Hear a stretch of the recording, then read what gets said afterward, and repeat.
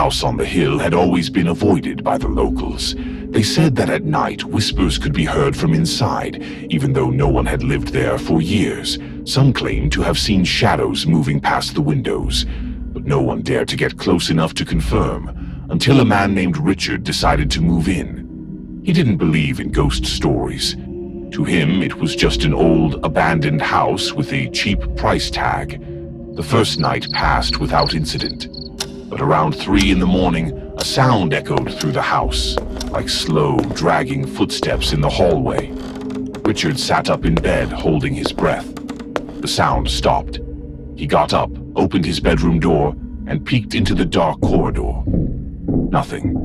But as he turned back, a chill ran down his spine. The mirror at the end of the hallway was fogged up, as if someone had just breathed on it. The next day, he tried to shake off the unease, but something was different. The air inside the house felt heavier, colder. The corners of the rooms seemed darker than before. That night, the footsteps returned, this time much closer. Slow, deliberate. He grabbed his phone, turned on the camera, and aimed it at the hallway. The screen showed nothing but darkness. But then, for a brief second, a shadow moved across the frame. There was no one there. Fear took hold of him.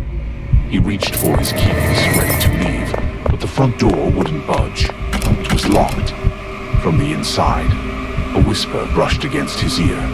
Don't leave. The phone slipped from his hands, the lights flickered, and then, silence.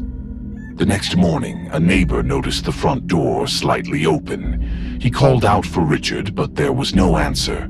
When he stepped inside, he found the phone lying on the floor, still recording. The video showed Richard standing in the living room, staring at something just beyond the camera. Then, in a sudden motion, he was yanked into the darkness.